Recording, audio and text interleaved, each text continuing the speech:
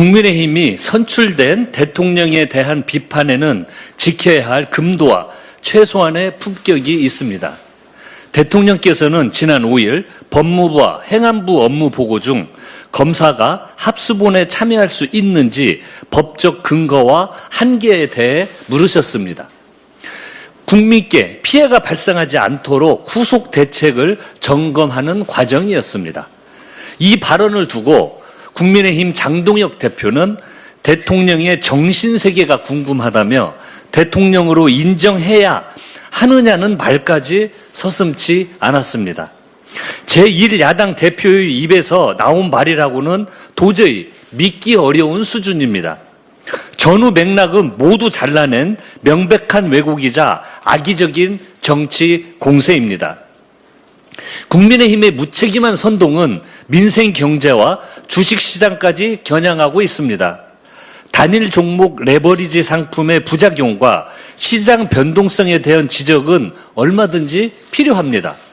그러나 아무런 근거 없이 부정한 결탁, 주가 조작이라는 말까지 운운하는 것은 정책 검증이 아니라 마타도어입니다. 정부는 이미 상황을 예의주시하며 세심하게 시장 안정 대책을 챙기고 있습니다. 그럼에도 제1야당 대표가 아니면 말고식의 무차별적인 흑색 선전을 쏟아내며 우리 자본시장의 신뢰를 흔들고 투자자의 불안을 부추겨서야 되겠습니까? 국민의힘은 후반기 국회가 시작된 지 무려 55일 만에 겨우 원 구성에 협조했습니다. 그동안 장동혁 대표는 6.3 지방선거 이후 7월 말까지 무려 45차례나 올림픽 공원을 찾았다고 합니다. 선거관리 부실 사태에 대해 민주당이 즉각적인 국정조사 도입과 특검 추진, 제도 개선안까지 마련하며 진상규명과 근본적인 선관위 개혁에 나설 동안 장동혁 대표는 부정선거 음모론을 퍼뜨리는데 여념이 없었습니다. 민생을 챙겨야 할 국회를 외면한 채 음모론을 부추기며 아스팔트 정체에만 매달려 온 것입니다. 형사사법체계와 자본시장, 국민참정권처럼 우리 국민의 삶과 직결된 문제들을 정쟁의 볼모로 삼는 모습이 참으로 개탄스럽습니다. 장동혁 대표와 국민의힘에 엄중히 경고합니다. 국민께서 원하시는 건 건강한 토론, 건설적인 비판이지 저급한 막말과 거짓 선동이 아닙니다. 국민의 불안을 자극해 정치적 자산으로 삼으려는 시도를 즉각 중단하십시오. 국민의힘은 말로만 공급을 외치지 말고 정부와 민주당이 추진하는 주택 공급 법안 처리에나 협조하십시오. 윤석열 정권 당시 주택 착공 건수가 현저히 줄어들었고 3기 신도시 건설도 미적거리며 주택 공급을 미뤄온 것은 모두 잊었습니까? 오세훈 서울시장 또한 마찬가지입니다. 지난 2월 토지거래 허가구역 해제와 재지정으로 시장의 혼란을 부추긴 장본인이 이제와 정부를 공격하며 목소리를 높이고 있습니다. 그런 국민의힘이 정부의 세제 개편안을 두고 자극적인 언사로 저주를 퍼붓고 있습니다. 대안 없는 묻지마식 비판으로는 서민 주거 안정과 부동산 정상화에 단 한 걸음도 나아갈 수 없습니다. 심지어 국민의힘은 공급으로 집값을 안정시키겠다고 하는데 정작 국회에서 정부의 공급대책 후속 법안을 가로막고 있는 장본인은 다름 아닌 국민의힘입니다. 주택법, 도시정비법, 공공주택특별법 등 관련 법안이 국토위와 법사위를 통과했지만 국민의힘의 반대로 인해 본회의 처리가 미뤄지고 있습니다. 정부의 부동산 정책을 비판하려거든 본인들의 책임을 다한 후에 하십시오. 최소한의 염치도 없는 언사로 국민을 기만하지 마십시오. 민주당은 즉각 관련 법안을 처리하겠습니다. 국민의힘도 주택 공급의 진심이라면 오는 13일 본회의 개최와 관련 법안 처리에 협조하시기를 바랍니다. 지난 3월 노태학 전 대법관 퇴임 이후 무려 5달 넘게 후임 공백이 지속되고 있습니다. 앞선 1월 후보 추천위원회가 노 전 대법관 후임 후보 4인을 대법원장께 추천했지만 조희대 대법원장이 합당한 이유 없이 제척권 행사를 차일피일 미루고 있기 때문입니다. 헌법에 따라 대법관은 대법원장의 제청으로 국회의 동의를 얻어 대통령이 임명하는데 조희대 대법원장의 제청권 행사 거부로 모든 임명 절차가 마비된 상황입니다. 먼저 발생한 공석을 채우지 않은 채 오는 9월 퇴임 예정인 이훈구 대법관의 후임 인선 절차가 진행되는 기형적인 사태까지 벌어지고 있습니다. 헌법적 책무를 방기하는 것이며 대법원장 스스로 사법 불신을 키우는 일입니다. 이제라도 조희대 대법원장은 노 전 대법관 후임을 제청하시기를 바랍니다. 아울러 대법원은 주요 내란 사건에 대한 심리를 신속하게 마무리해야 합니다. 최근 대법원이 한덕수 전 총리와 이상민 전 장관에 대한 상고심을 전원 합의체에 회부한다고 밝혔습니다. 특검법이 정한 633 원칙에 따라 한덕수 전 총리 사건은 바로 오늘, 이상민 전 장관 사건은 오는 12일 선고가 기한이었지만 사실상 지켜지지 못하게 됐습니다. 전원 합의체 회부 결정이 내란에 대한 단죄를 지연시키는 수단이 되어서는 안 될 것입니다. 민주당은 국민과 함께 지켜보겠습니다.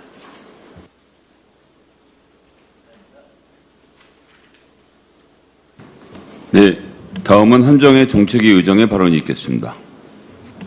대한민국의 경제 펀더멘탈은 견고합니다. 최근 한 외신에서 우리 증시 그리고 경제에 대해서 우려를 표했습니다만 객관적인 주요 경제 지표는 대한민국 경제의 저력을 그대로 보여주고 있습니다. 6월 경상수지 흑자는 497억 3천만 달러로 역대 최대치를 경신했고 지난 5월에 이어서 2달 연속 사상 최대 흑자 흐름을 이어갔습니다. 반도체 호황뿐 아니라 BIT 품목까지 두 자릿수 증가세를 보이면서 수출 경쟁력이 산업 전반으로 확산되고 있는 것도 매우 고무적입니다. 해외 주요 투자은행들도 올해 우리나라의 경제 성장률을 3%대로 전망하는 등 한국 경제의 성장 가능성을 높게 평가하고 있습니다. 이는 대한민국 경제의 탄탄한 기초 체력과 또 업그레이드된 산업 역량을 입증한 것이라고 할 수 있겠습니다. 민주당은 이러한 대한민국 경제의 성과를 국민이 체감하는 모두의 성장으로 이어가겠습니다. 수출 증가가 기업의 투자 확대로 이어지고 양질의 일자리 창출, 지역 경제 활성화로 확산되는 선순환 구조로 만들어가겠습니다. 오는 8월 11일 시행되는 반도체 산업 경쟁력 강화 및 지원에 관한 특별법은 국민이 체감하는 성장의 첫 단추가 될 것입니다. 반도체 특별법을 통해 국가 차원의 체계적 지원과 기반시설 확충, 연구개발 지원, 전문인력 양성 등 대한민국 반도체 생태계의 경쟁력을 한 단계 더 끌어올리겠습니다. 정부가 추진하는 3대 메가 프로젝트도 차질 없이 뒷받침해서 첨단 산업의 경쟁력을 강화하고 지역이 함께 성장하는 대도약의 기반을 마련하겠습니다. 8월 6일 어제 있었던 오세훈 서울시장이 주최한 부동산 관련 토론회에 대해서 한 말씀 드리겠습니다. 정부 세제 개편안이 전월세 시장 불안과 공급 위축으로 이어지고 21세기 고려장, 배 아픈 사람들을 위한 대책이라는 그야말로 그냥 비판을 하기 위한 비판이 주를 이루었습니다. 전월세 우려나 서울 같은 대도시에 모두가 실거주할 수 없다는 내용과 전월세 난 해소를 위한 대책이 필요하다는 데는 동의합니다만 전반적인 오로지 민간 정비 사업의 활성화 그리고 정부의 세제 개편안에 대한 비판을 위한 토론회였다는 것에 유감을 표합니다. 특히 등록 매입 임대사업자의 모든 혜택을 폐지해 전월세 시장에 대란이 찾아올 것처럼 강조하고 있습니다만 이는 조정 대상 지역 내 매입 임대 아파트에만 적용되는 사안임에도 비아파트까지 모든 임대사업자를 겨냥한 것으로 호도하는 것은 사실을 왜곡한 것입니다. 언론 역시 사실을 보도해 주시기 바랍니다. 조정 대상 지역 내에 다세대, 연립주택 등 비아파트와 가격 상승폭이 크지 않은 조정 대상 지역 외의 아파트, 건설 임대, 공공지원은 특례가 여전히 유지됨에도 불구하고 아파트가 아닌 매입 임대 사업자 전체 혜택 축소로 몰아가는 것에 유감을 표합니다.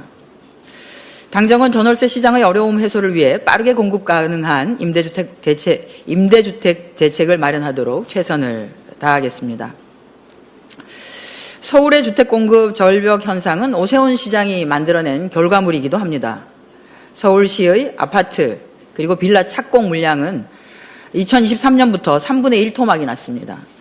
그럼에도 불구하고 오세훈 시장의 발언을 살펴보면 향후 서울 시내 유휴부지나 혹은 그린벨트와 녹지 등을 통한 공급에 있어서는 정부와의 엇박자가 지속될 것으로 예상되는 만큼 공급의 필요성을 지속적으로 설득 또 협의하더라도 정부가 가용한 부지를 최대한 활용하는 방안은 지속적으로 당정이 함께 발굴하도록 하겠다는 말씀 드립니다. 올여름 온열 질환자가 2,665명, 추정 사망자는 약 23명에 이르렀습니다. 그야말로 국가적 재난 상황입니다. 정부는 폭염 위기 경보를 최고 단계인 심각으로 상향하고 중앙재난안전대책본부를 2단계를 가동했습니다. 2018년 폭염이 자연재난으로 관리된 이후에 두 번째입니다. 더욱 우려되는 것은 이러한 극한 폭염이 일시적 현상이 아니라는 점입니다. 기후과학계는 슈퍼 엘니뇨와 히트돔 현상 등 이상기후로 폭염의 강도와 지속기간이 기존의 예측을 뛰어넘을 수 있다고 경고하고 있습니다. 무엇보다도 폭염은 고령층과 야외 노동자, 저소득층, 노후주택 거주자에게 피해가 집중되는 기후 불평등 문제로 이어집니다. 실제로 올해 온열 질환자의 상당수가 실외 작업장과 농작업 현장에서 발생했으며 65세 이상 고령층의 비중이 가장 높았습니다. 지역별 대응 여건에 따른 격차도 뚜렷합니다. 지난 3일 서울에서는 구로구가 39도, 서대문구가 34.2도씨를 기록해 같은 도시 안에서도 최고 기온이 최대 4.8도 차이를 보였습니다. 녹지 비율과 도심 공간 구조, 또 건물의 노후 관리 등 공공 인프라가 폭염 피해를 줄일 수 있다는 점을 보여주는 사례이기도 합니다. 당은 정부와 함께 폭염 대응 인프라 개선에 총력을 다하도록 하겠습니다. 고령자, 실외 작업 노동자 등 기후 취약계층 보호를 위한 맞춤형 지원 정책을 확대하고 데이터 기반한 지역별 기후 분석 시스템을 구축하겠습니다. 정부는 취약계층에 지원되는 에너지 바우처 이용 안내를 통해서 취약계층의 온열 질환 예방에 제대로 활용될 수 있도록 독려해 주시기 바랍니다. 또한 지금의 상황이 재난적 상황인 만큼 하절기형 전기요금 누진 체계의 추가적인 완화 방안은 없는지 폭염으로부터 국민의 안전을 확보할 수 있도록 검토해 주시기 바랍니다. 지방정부에도 당부드립니다. 독거노인과 쪽방 주민 등 폭염 취약계층을 더욱 세심하게 보호하고 무더위 쉼터 운영 확대 등에 더욱 힘써 주십시오. 특히 장시간 야외에서 일해야 하는 건설 현장과 물류, 배달, 농업 등 노동 현장에 피해가 집중될 우려가 큰 만큼 안전수칙이 제대로 이행되고 있는지 지속적인 점검이 반드시 필요합니다. 아울러 가뭄 피해 농가에 대한 긴급 용수 지원과 냉방 수요 폭증에 따른 전력 수급 관리에도 만전을 기해야 합니다. 사후 대응이 아닌 사전 예방 차원으로 제도 전반을 전환시키고 이를 뒷받침할 예산 지원에도 최선을 다하겠습니다. 정부에서도 재난적 상황인 만큼 예비비를 활용하는 방안에 대해서도 즉각적으로 검토해 주시기 바랍니다. 민주당은 정부와 함께 폭염을 국가적 재난으로 인식하고 지방정부까지 긴밀히 협력하며 폭염 피해 최소화를 위해서 총력을 다하겠다는 말씀드립니다. 이상입니다. 전용기 원내 소통수석 부대표의 발언이 있겠습니다. 네. 서울시 주택 공급 절벽의 원인은 알고 보면 오세훈 시장입니다. 가짜 공급 말잔치를 멈추고 진짜 공급에 협조하시기 바랍니다. 어제 오세훈 서울시장이 부동산 정상화를 위한 시민 대토론회라고 하는 것을 열었습니다. 정부 세제 개편안이 전월세 시장을 위축시켜 서민과 청년의 부담이 된다며 해법은 결국 공급 확대라고 말했다고 합니다. 공급이 해법이라는 말 저도 동의합니다. 국토교통위원으로서 100번 동의하고 반성해야 될 부분도 있다고 생각합니다. 그런데 묻겠습니다. 그 공급 도대체 누가 막았습니까? 서울 주택 공급 절벽의 설계자는 다른 누구도 아닌 오세훈 시장 본인일 것입니다. 여기 그래프를 하나 보여드리겠습니다. 지난 10월 있었던 국정감사에서 제시됐던 자료입니다. 서울시 아파트 입주 물량은 연평균 3만 3천 세대였습니다. 그런데 올해 18,000, 내년 8,000, 2028년에는 5,000, 그리고 2029년에는 단 1,000세대입니다. 절벽이 아니라 소멸일 것입니다. 주목할 지점은 바로 시점입니다. 이 숫자는 작년 가을에 이미 국회에서 경고된 예측치입니다. 입주 물량은 4년, 5년 전에 이미 착공이 결정되어야 합니다. 2021년 보궐선거로 시정에 복귀해서 2022년 재선까지 5년 넘게 서울시정을 책임진 사람이 오세훈 시장입니다. 그 5년 동안 무엇을 했길래 이 그래프가 나오는지 묻고 싶습니다. 경고등이 켜졌을 때조차 무엇을 했는지 묻지 않을 수 없다는 말씀입니다. 착공 대신 할 일은 있습니다. 2031년까지 31만 가구로 착공이 가능하다. 9만 호 순증이 예상된다고 이야기했다고 합니다. 그러나 서울시 스스로 밝힌 최근 5년 연평균 정비사업 착공은 1만 5천 가구, 이전 5년의 절반 수준입니다. 이 속도로 31만 호는 산수부터 틀리다라고 하는 평가가 나옵니다.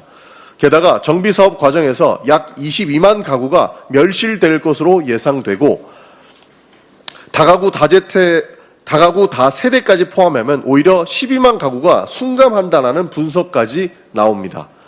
철거는 확실하고 입주는 까마득한데 그 사이 쏟아질 이주 수요와 전월세 충격에 대한 대책은 단 한 줄도 없다고 합니다. 현실에는 시차가 있는데 재건축 재개발에만 목매고 있고 쫓겨난 사람이 갈 곳은 없는 상황인데 시장은 남 탓만 하고 있는 그런 상황인 것입니다. 이쯤 되면 오세훈 시장은 공급의 촉진자가 아니라 공급의 억제기라고 불리울 만합니다. 더 심각한 것은 본인이 못한 공급을 정부가 하겠다는데 그것마저 막아선다라고 하는 점입니다. 정부가 용산국제업무지구와 그린벨트 추가 해제를 활용한 공급 확대에 나서자 제동을 걸었고 어제는 공식 발표되지도 않은 용산 어린이정원 활용 방안까지 끄집어내 선반대부터 했습니다. 본인은 안 짓고 남이 짓겠다면 막는 것, 이것이 오세훈식 주택 정책이 될 것입니다. 해법은 공급 확대라고 하면서 정작 행동은 거꾸로 가고 있는 것이라고 보입니다. 그러는 동안 서울시의 예산과 시장의 열정은 어디로 갔습니까? 집 없는 시민의 주거가 아니라 대관람차와 한강버스라고 하는 치적사업에 몰려간 것 아닙니까? 서울에는 공원만 만들어 놓겠다며 짐짓 미래를 위하는 척만 하고 있습니다. 그동안 진짜 민생과 서민의 삶을 나몰라라 하고 있는 것으로 보이고 있습니다.